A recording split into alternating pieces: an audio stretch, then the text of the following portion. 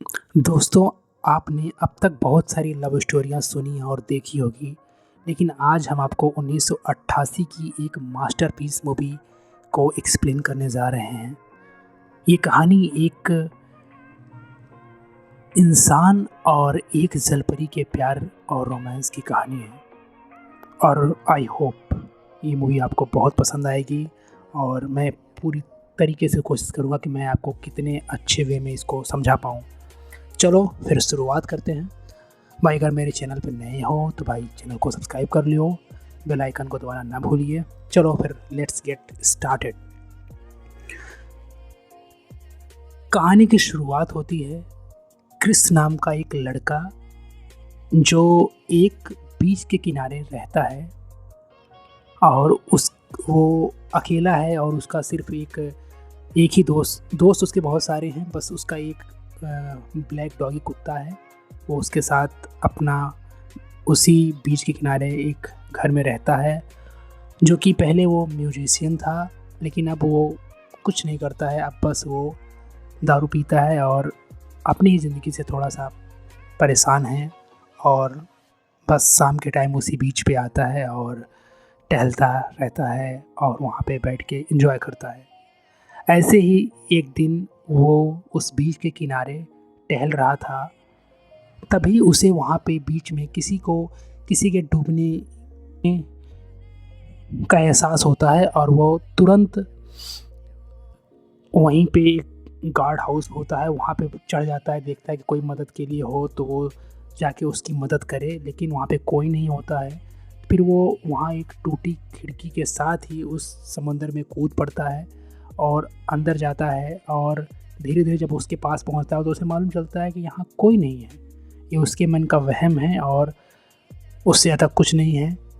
और वो धीरे धीरे खुद ही उसी पानी में डूबने लगता है। तभी पास में बेमन, जो कि उस लाइफ बोट का रक्षक था, उसने वो देखता है कि हाँ क्रिस वहाँ डूब रहा है, तो वहाँ आ जाता है और क्रिस को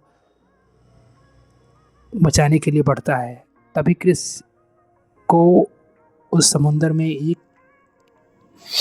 फूलदान मिलता है जो कि बहुत ही पुराना फूलदान रहता है और बेमन क्रिस को पानी से बाहर निकालता है और दोनों एक दूसरे को देख के काफ़ी खुश होते हैं क्योंकि वो काफ़ी पुराने दोस्त होते हैं। और फिर बेमन ने क्रिस से कहा कि देखो भाई, मैंने तुम्हें बचा लिया। क्रिस भी उससे कहता हाँ भाई। फिर दोनों थोड़ी देर बातें करते हैं। फिर क्रिस अपने कुत्ते के साथ उस फूलदान को लेके अपने घर चला जाता है और घर जाकर फूलदान को एक टेबल के पास रखता है और फिर वहीं बिस्तर पे सो जाता है। फिर शाम के टाइम हम देखते हैं क्रिस अपनी बंटी बबली टाइप की गाड़ी उसके पास रहती है, वो उसको निकालता है और अपने ब्लैकी डॉगी के साथ एक पब में जाता है जहाँ पे उसको हाइमेन नाम का एक म्यूजिक कंपनी का मालिक मिलता है और वो क्रिस को अपनी म्यूजिक कंपनी में काम करने के लिए कहता है, पर क्रिस उसे मना कर देता है। हाइमन उसे कहता है कि क्रिस मान जाओ भाई, तुम जितना पैसा कहोगे मैं तुम्हें उतना पैसे दूंगा, लेकिन तुम मेरी म्यूजिक कंपनी में गाना गाओ। क्रिस कहता है हाइमन भाई, बात पैसों की नहीं है, कुछ चीज़ें जो है पैसों से बढ़ के होती हैं और मैं अब गाना ही नहीं चाहता हूँ। दरअसल क्रिस के गाना ना गाने के पीछे की एक वजह है। चलो हम फ्लैशबैक में चलते हैं। क्रिस का एक भाई रहता है जिमी नाम का, वो भी गाने का काफ़ी ज़्यादा शौकीन रहता है। वो क्रिस से गाना गाने के लिए मदद मांगता है और क्रिस उसे मना कर देता है और वो बात इसे इतना बुरा लगता है कि वो घर छोड़ के चला जाता है और रास्ते में उसका एक्सीडेंट हो जाता है जिससे उसकी मौत हो जाती है।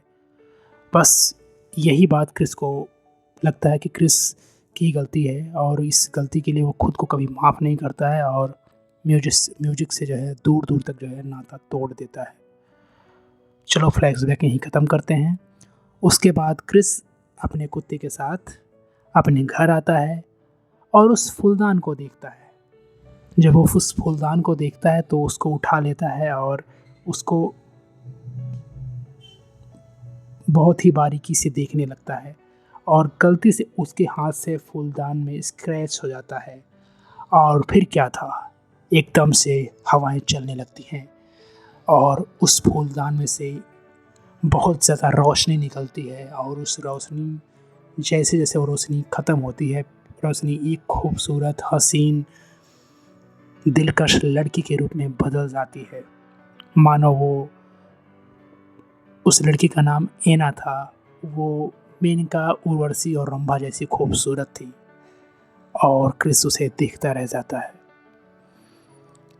दरअसल एना ने ऊपर बहुत ही हल्के कपड़े पहने हुए होते हैं जिससे उसका दोनों बूब्स दिखाई दे रहे होते हैं और ये देखकर क्रिस उसके बूब्स को ही देख रहा होता है और एना को ये पता चल जाता है। एना तुरंत बगल में क्रिस की शर्ट को पहन लेती है और उसके बाद क्रिस की तरफ बढ़ती है। क्रिस ये देख के डर जाता है और उसके बाद एना उसे कहती है, डरो मत, मैं तुम्हारी गुलाम हूँ और मेरा नाम एना है। मैं तुम्हारी 3 विशेस पूरी कर सकती हूँ। बताओ तुम्हें क्या चाहिए। पहले तो क्रिस को लगता है कि ये कोई मजाक चल रहा है। फिर उसके बाद क्रिस एना से कंफर्म करने के लिए कहता है कि मुझे बारिश देखने का शौक़ है, देखने का मन कर रहा है। तो फिर एना ने अपने जादू से उस वीरान मंजर में बारिश करवा दी और क्रिस ये देख के चौंक जाता है कि पूरा उस इलाके में कभी बारिश आज से पहले नहीं हुई थी। और उसके बाद पानी इतना ज़ोर बरसता है कि पानी क्रिस के घर में भी काफ़ी गिरने लगता है, उसके छत से पानी टपकने लगता है और क्रिस और एना उस बारिश में नाचने लगते हैं। फिर थोड़ी देर बाद हम देखते हैं बारिश ख़त्म होती है और उसके बाद बारिश में क्रिस और एना दोनों भीग जाते हैं। फिर दोनों अलग अलग टॉवल में लपेट कर एक दूसरे की ओर देखते रहते हैं। फिर एना क्रिस से कहती है, क्रिस तुम्हारी दूसरी विश क्या है। क्रिस एना से कहता है कि मेरी कोई और इच्छा है ही नहीं, मुझे और कुछ नहीं चाहिए, तुम यहाँ से जा सकती हो।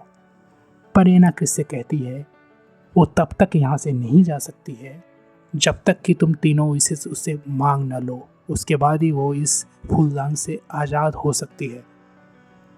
और फिर वो दोनों सो जाते हैं।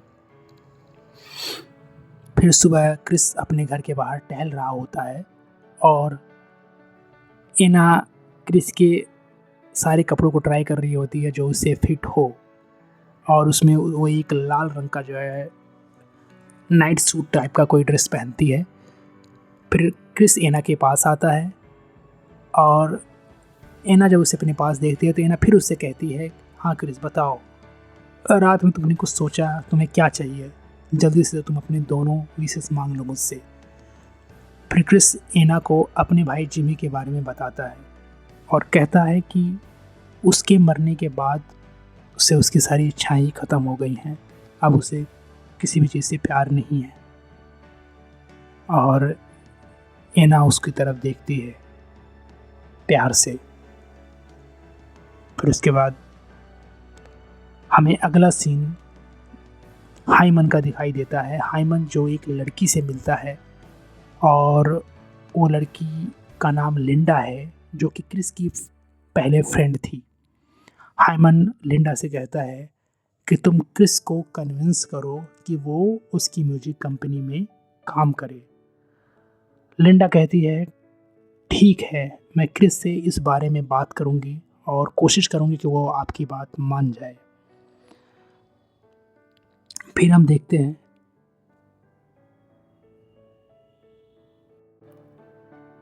फिर शाम को क्रिस एना के साथ उसी पब में जाता है और वहाँ पे उसे बेमन भी मिलता है और वो बेमन से एना को इंट्रोड्यूस कराता है, कहता है कि ये मेरी गर्लफ्रेंड है। और उसके बाद तीनों मिलके उस पब में दारू पीते हैं और दारू पीने के बाद क्रिस एना के साथ फिर अपने घर पे आता है और दारू के नशे में दोनों कब दो से एक हो जाते हैं उन्हें पता नहीं चलता है। फिर रात भर वो दोनों एक दूसरे को प्यार करते हैं और फिर सुबह हम देखते हैं क्रिस, एना और उसका प्यारा डॉगी एक झील के पास, वो लोग झील के किनारे बैठ के उस सीन का लुफ्त उठाते हैं। मानो क्रिस की वीरान जिंदगी में एक बहार सी आ गई थी। अब क्रिस पहले जैसा नहीं रहा, वो काफ़ी खुश रहता था क्योंकि एना नाम की लड़की उसके पास थी। लड़की ना सही, जिनी सही, पर वो खुश जरूर था। और देखते ही देखते 15 दिन बीत जाते हैं। दोनों एक दूसरे से प्यार करते रहते हैं और एक दिन एना क्रिस से कहती है, क्रिस, मैं तुम्हें बेइंतहा बेशर्त मोहब्बत करने लगी हूँ। तुम मुझे बहुत अच्छे लगने लगे हो।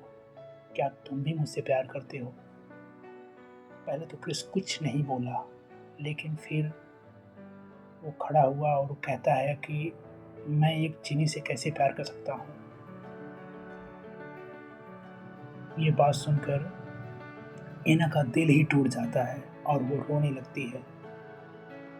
और फिर वो किसी तरीके से अपने आप को संभालती है और क्रिस से कहती है कि ठीक है, तुम बताओ तुम्हारी दूसरी और तीसरी विशेष क्या है, ताकि मैं इस कैद से रिहा हो सकूं और यहाँ से जा सकूं। फिर क्रिस उसे कहता है कि मेरी कोई विशेष नहीं है, तुम्हें यहाँ से जाना है तुम जा सकती हो, लेकिन मेरी कोई इच्छा नहीं है। और उसके बाद हम देखते हैं एना एक ब्लैक ड्रेस पहनती है, बहुत ही खूबसूरत उसमें लग रही होती है, और क्रिस को जलाने के लिए वो क्रिस के फ्रेंड पीमन को बुलाती है और वो दोनों गाड़ी में बाहर घूमने निकल पड़ते हैं। और यह देखकर क्रिस को भी बड़ा बुरा लगता है, क्योंकि जब भाई अपने प्लॉट पे किसी और का कब्जा होने लगता है ना, तो भाई सबको तकलीफ होती है। क्रिस को भी हुई और वो अपने घर पे खूब दारू पीता है। और तभी वहाँ पर लिंडा आती है। लिंडा जब क्रिस को देखती है तो क्रिस एकदम नशे में रहता है और फिर वो क्रिस के लिए एक कॉफ़ी बनाती है ताकि क्रिस थोड़ा सा होश में आए। इससे पहले लिंडा क्रिस को हाइमन के बारे में बताए कि उससे पहले ही क्रिस लिंडा को एना के बारे में सब कुछ बताता है।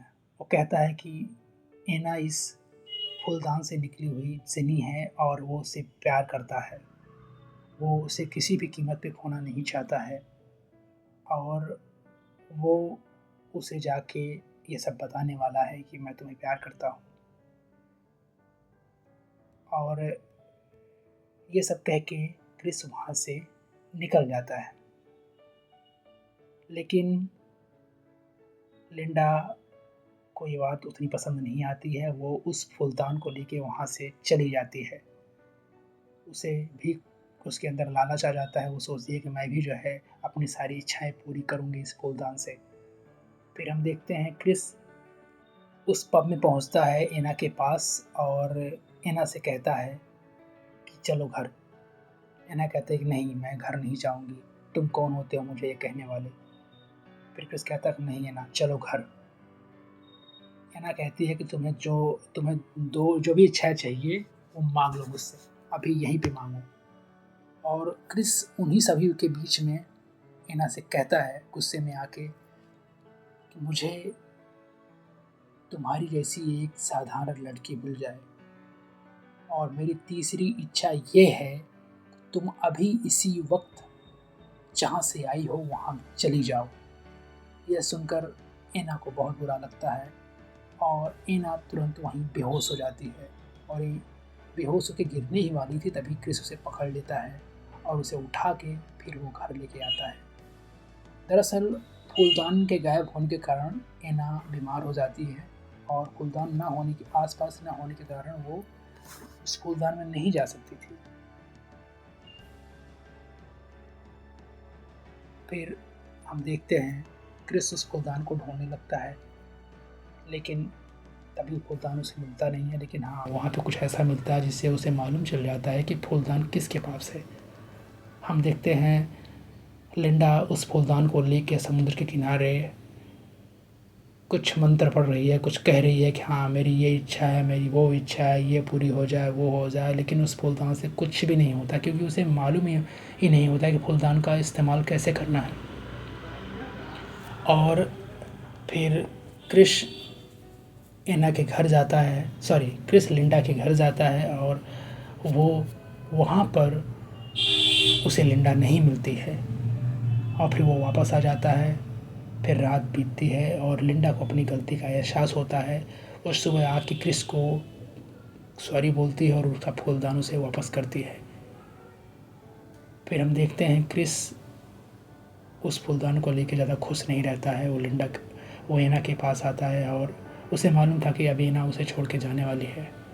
अब वो एना को कभी दोबारा देख नहीं पाएगा। और फिर हम देखते हैं कि क्रिस एना के साथ उस समुंदर के किनारे बैठा हुआ है और वो दोनों एक दूसरे की बाहों में चिपके हुए थे, जैसे मानो एक हों। एना क्रिस से कहती है कि मैं जाऊं। क्रिस कहता कि नहीं, 5 मिनट और रुक जाओ। ऐसे ऐसे 1 घंटे बीत जाते हैं, लेकिन वो चिपके रहते हैं एक दूसरे से।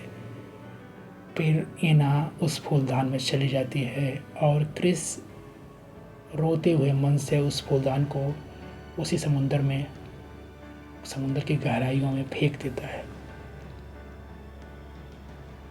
और उसी बीच पे वहीं सो जाता है। फिर अगली सुबह जब क्रिस उठता है तो देखता है उसका कुत्ता दौड़ता दौड़ता उसके पास आता है और तभी वहाँ पर एक खूबसूरत लड़की आती है जो कि बिल्कुल हूबहू एना की तरह होती है। वो क्रिस से कहती है कि तुम ठीक हो। जब क्रिस उसे देखता है तो पहले उसे देखता रह जाता है, उसे समझ में नहीं आता, लेकिन फिर उसे रियलाइज़ होता है कि एना ने उसे दूसरी विश पूरी कर दी है कि उसे उसी की जैसी एक लड़की मिल जाए और आज उसे मिल गई है। फिर उसके बाद हम लोग इस कहानी को यहीं ख़त्म करते हैं। अगर मूवी अच्छी लगी हो तो भाई